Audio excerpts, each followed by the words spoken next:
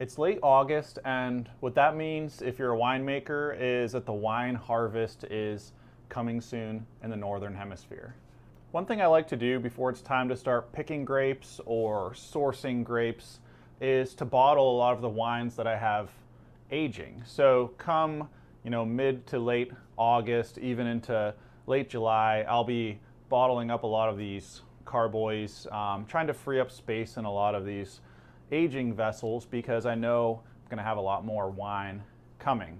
But as I was bottling some wines, it got me thinking, I've got a lot of different wines between these various wine racks. And you've seen some of these come and go in different videos, but I thought I'd give you a chance to really take a walk through these racks, and I can talk about what wines are some that I think are really excellent and worth talking about, some maybe obscure wines I can talk about, and any stories that go behind these bottles. So let's take a look at some of these racks.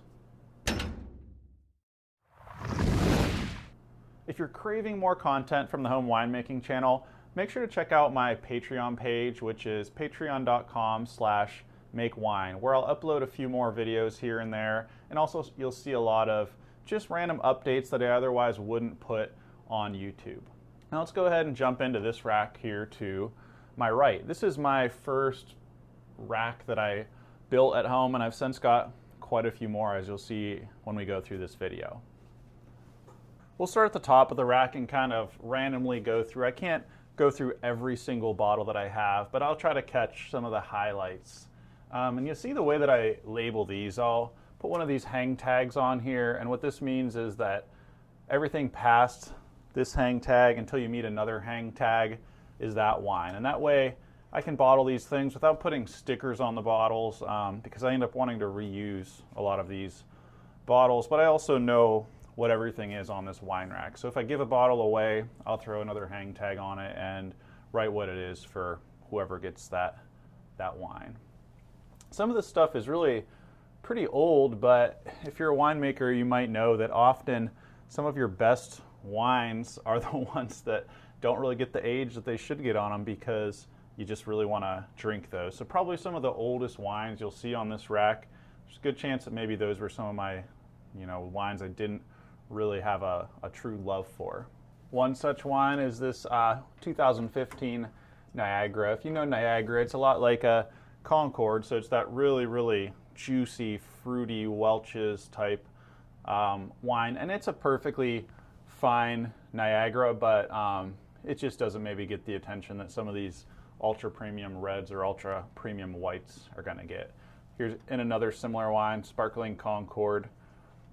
This wine here is probably the worst wine I've ever made. This is a 2015 blueberry mead.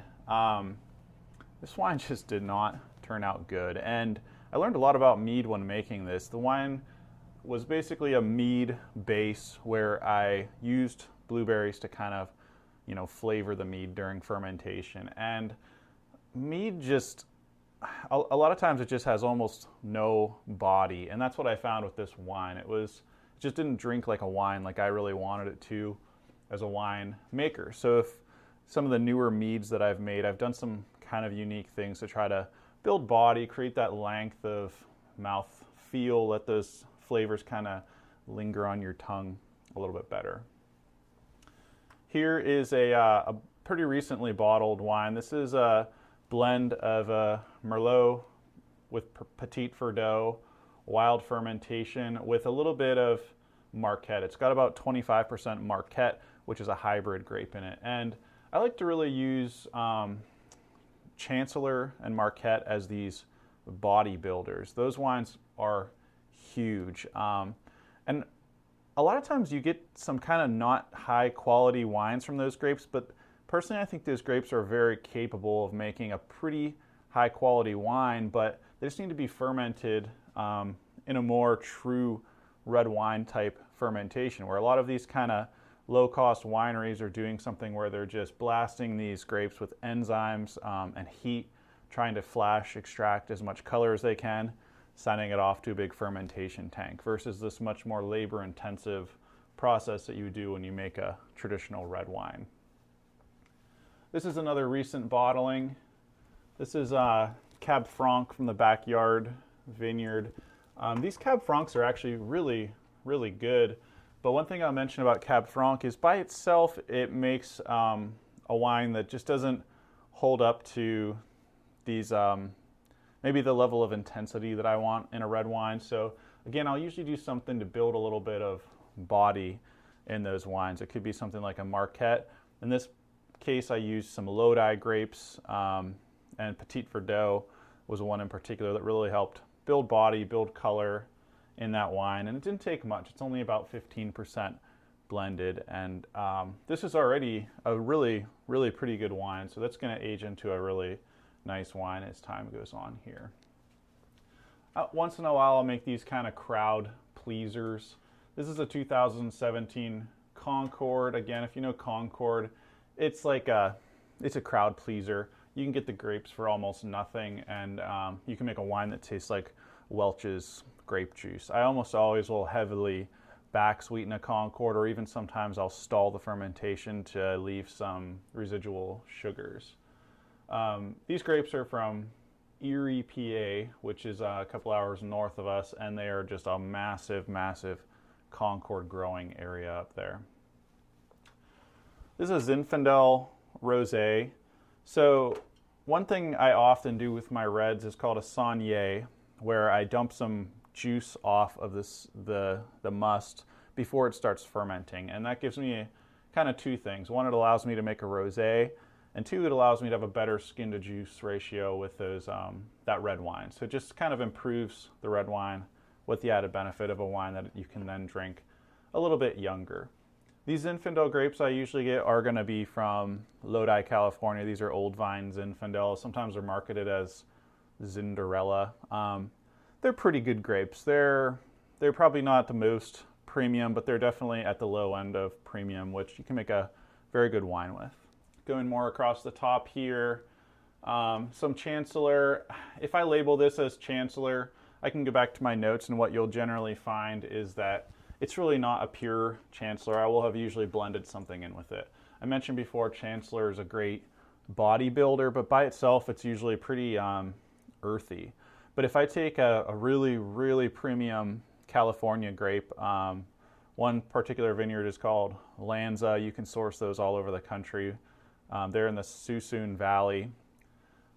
Those are just flavor blasted grapes. So if I mix something like 25% Lanza Cabernet Sauvignon into here, I can really add a lot of fruit to this wine that already has great body, great color, great mouthfeel, and really round this wine out to be an incredible wine. And in the United States, something a lot of wineries will do is they'll blend up to 25% of a different grape, but they're not required by law to label it as a blend. They'll label it as that single varietal as long as the amount they blend in is less than 25%. You see a lot more just random blends here. I'm a huge proponent of blending. This one is a really blended. This one's 65% of already a blend, Zinfandel Merlot, 20% Chancellor, 15% Merlot Malbec Zinfandel.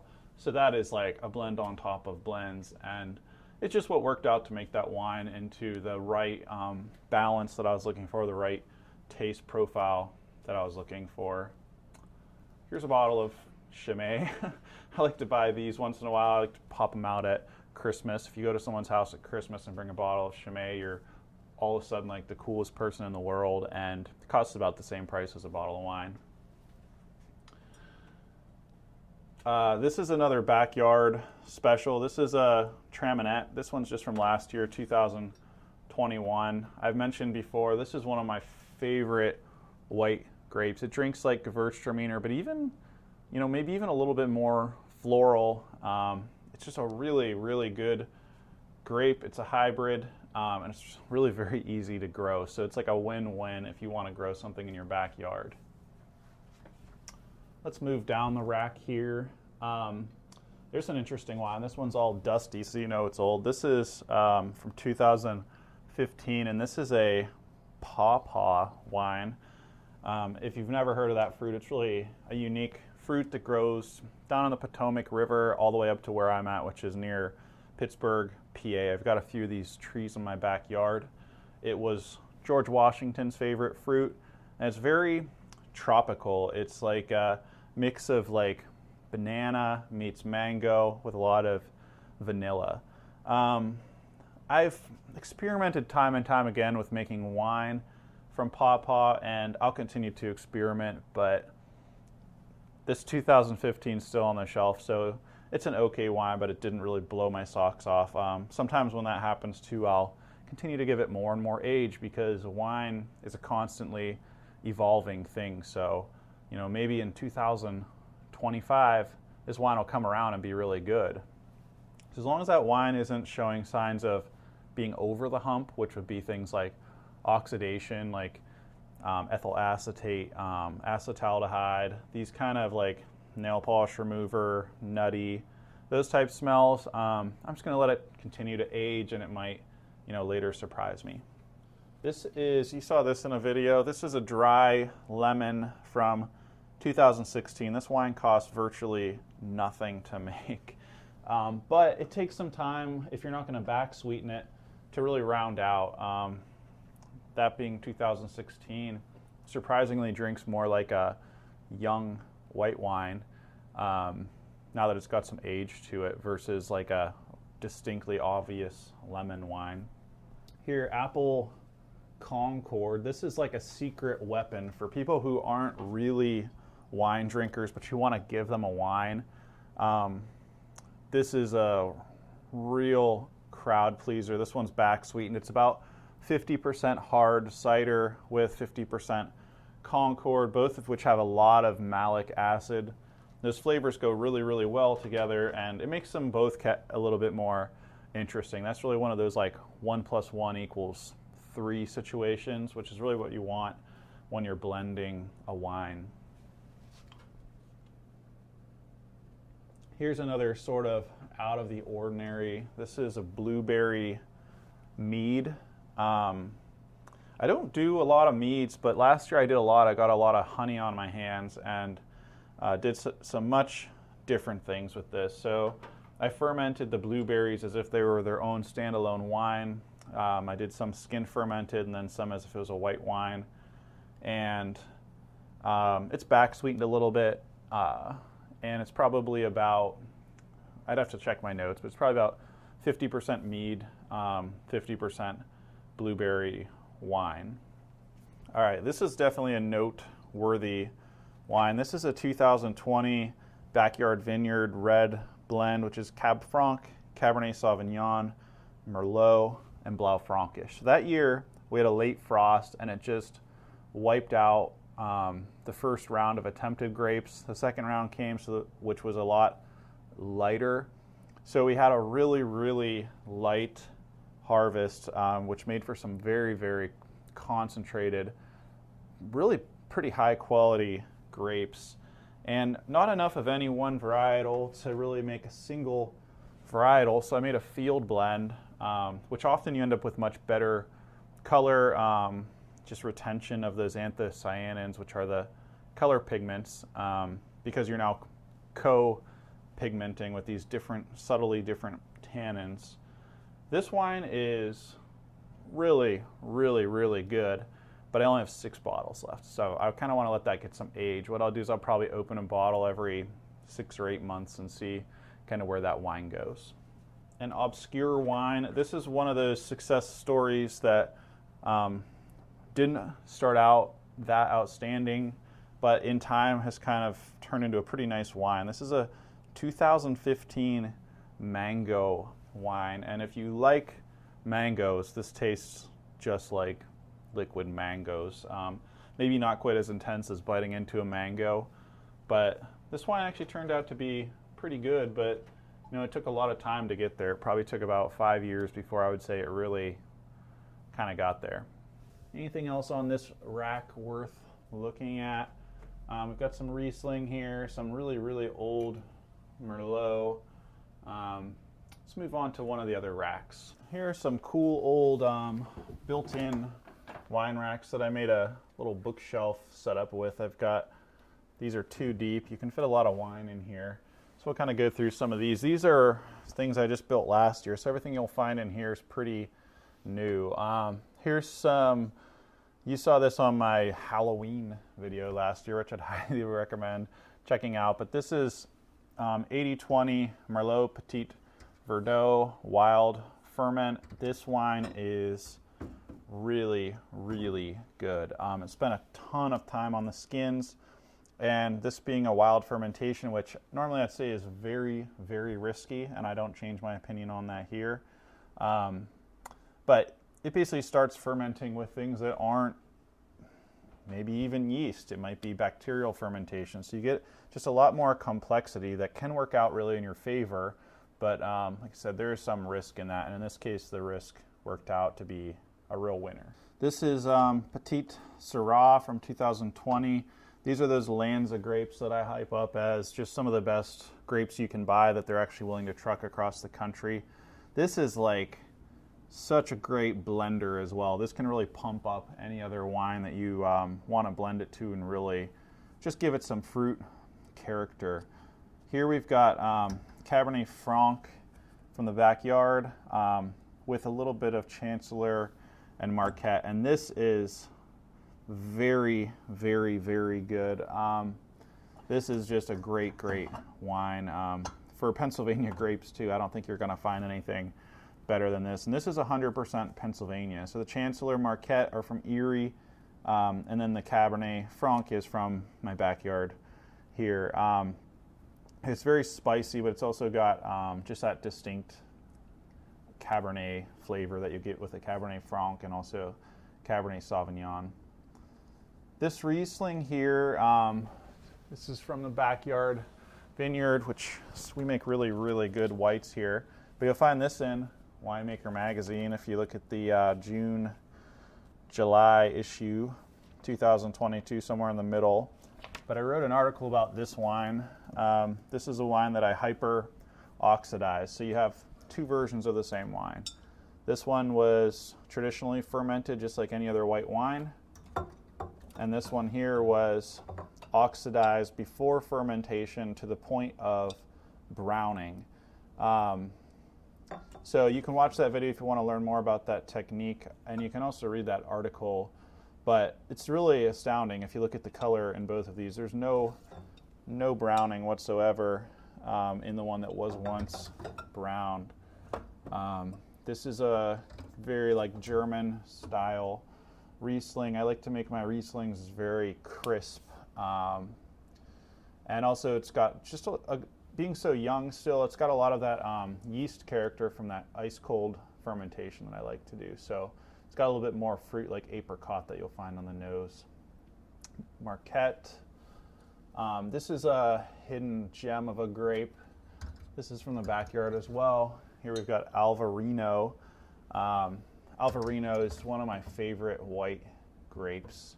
It's just an incredible grape. It's got kind of a lot of pear type character, and it's also can be a little bit floral. All right, let's move over to another one of these wine racks. By this point in the video, you're probably wondering, how do you drink all this wine? Well, it's really hard work.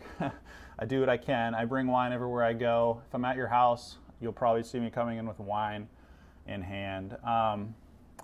Here we've got these backyard white blends are probably my favorite whites maybe ever. These are just the best whites I've probably ever had, whether it be homemade or store-bought. They are really, really floral. Also with some of that, like I said about the Alvarino, some of that apricot on the nose, and also with the, you get that in the Riesling. And they stick on the tongue. The mouthfeel just lingers on these, and those flavors just linger. Of the 2 that I have here, the better of the 2 is going to be the semi-dry, at least right now, versus the actual bone dry. But that could change. As I said, wine's an always evolving thing. So in another year, the bone dry could be the one to go. This is another Lanza grape. This is Cabernet Sauvignon Clone 15, and another just like really outstanding. This, of all the grapes I've ever bought, this grape here is my favorite, best grape I've ever had my hands on. Now, of course, it's going to be more expensive because you guys are all going to try to buy that grape, so it's going to be harder for me to get it. So don't want to buy that. Lanza Clone 15.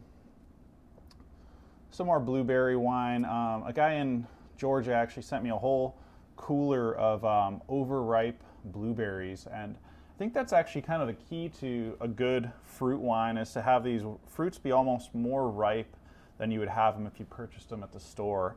They're not necessarily shelf stable at that point, but the fruit flavors are really, really popping when these berries get overripe. But they had a sorter, and they sorted everything overripe and didn't know what to do with them. So they were trying to make some wine out of them, and I had made some wine to kind of steer them along.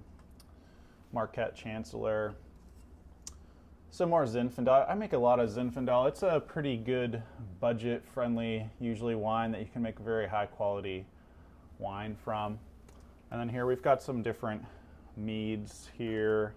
The meads I really like to spice up. So these have cinnamon, blueberry, oak, all sorts of different things here. Here's a really, really old Zinfandel from 2015. Let's move on to another rack. Tucked away behind the bar, you'll find this wine rack. This was also featured in a video, I think it was called How to Make a Wine Rack, or How to Make a Cheap Wine Rack. This is where you'll find some really old stuff. Sometimes wine comes over here to be forgotten. Here's a 2015 Merlot. This was made from a blend of like juice bucket Merlot and also what they call mixed black, which is like a mixed set of grapes. They don't know what they are, they just give you grapes. It's really cheap, but I mean, sometimes you get what you pay for. This wine has never really been a show stopper, which is why you'll still see some of it on the rack here. I just never thought it really lived up to my standards, but as I said, maybe it'll surprise me in the long run. I don't think it will, though. Here's a Pawpaw apple blend. The apple really, I think, helps the Pawpaw give it a little bit more body. This is 2015 Leon Merlot, which is a hybrid grape. It's a red grape with also some Pawpaw and some jalapenos. So that's a really, really obscure wine, but it's actually not bad at all. It's not a traditional wine like you would have, but it's very pleasing. The jalapeno almost gives it like a ginger beer kind of vibe. Here's an old Sauvignon Blanc. This is another one that never really lived up to my expectations. That was another juice bucket that I got. It was already fermenting quite a bit by the time I got it, so I was kind of in repair mode, just trying to bring that thing back from, back on course, because it had already gone so far off course. This wine here it's like kind of hidden gem that maybe I'm embarrassed to talk about it because it's not like your traditional wine, but this is a banana wine from 2014. I've got a few different ones of those. I went through a real banana phase when I had heard that the banana as we know it could go extinct, so I had this idea, well, I'll make a bunch of banana wine. It'll be worth thousands of dollars once the banana goes extinct. This wine is really quite good, though, especially if you love bananas like I do. It's got a lot of cinnamon, really in-your-face banana flavor. I walked in this store and just bought a whole shopping cart full of bananas, and these people thought I must have like a monkey or something. They're wondering why I'm buying so many bananas, but nope, I'm actually just a winemaker. We do weird things. Some more Sauvignon Blanc. Fredonia, which is a hybrid grape, kind of in that Concord family. Not going to blow your socks off, but just a little crowd pleaser of a wine. Here's a Saunier that is made from Chancellor, but Chancellor just has crazy skin pigment, so very little time, you end up with a pretty dark wine. I probably should have let that go even less on the skins, ideally. This is a Chardonnay that my wife made, actually. It's not very good, actually. I won't tell her that, though. Dandelion, this is another one my wife was involved in. I had her out there picking dandelions with me all day, just picking thousands and thousands of dandelions back in 2016. So that time we weren't even married yet. We'd been dating for a little while. It's interesting how these wines kind of tell like a story of a different time. Some apple, some Merlot. These are just kind of in the middle of the road here. Let's move down a little bit. All right, another Zinfandel. Now this is quite an astounding thing here. So this is a Piment, which is when you blend a wine with a mead. And this is a blend of Traminette, with a mead, which I stalled the fermentation on. So I actually retained some of those actual honey sugars, and that's what's sweetening this wine, is the sugar from the actual honey. And you know, with Traminette being so floral, it almost has a honey smell to it right off the, you know, if you make a Traminette wine, it just made for a really, really winning combo. I really should enter one of these into a competition, because I think almost no matter who you are, you're probably going to think, well, that's pretty unique wine, but it's also very, very good. It hits almost any palate nicely. Some elderberry, and move over to the final wine rack. So last and probably least, this is another wine rack just like the one you saw in that making a wine rack video. These are just a few different wines. This is a Old Vine Zinfandel port. It's getting pretty dusty, getting a little bit of age on it. If you like ports, this is really a pretty good wine. This is fortified, and it's pretty good wine. I'm not like I will appreciate a port, but usually it's not the wine that I reach for, so that's why these are collecting a little bit of dust here. Cab, Malbec, just another, like I said, I like to make a lot of red wine blends. This is made from frozen grapes. This is that Peter Brem Sangiovese. You saw that in a video. This is actually still a very good wine. There's only two bottles left, so that's not going to last much longer. Those grapes were from 2017, but the wine was made probably around 2019. Diamond Concord. Diamond is a white grape that is in that Labrusca family, same family as Concord. So very similar. This is another one of those juicy crowd pleasers. A lot of times I kind of make a wine for everybody. And that pretty much wraps it up. There's one more wine here, which I'll probably say this is probably one of the top 3 wines on all of the wine racks here. This is a Zinfandel Merlot Petit Syrah blend. And those 3 grapes really complement each other really well. And that Petit Syrah really gives it the pop that it needs. If any of those wines piqued your interest more than others, make sure to mention in the comments. That can kind of help steer me to what you guys are more interested in. I hope this video was at least somewhat interesting to you.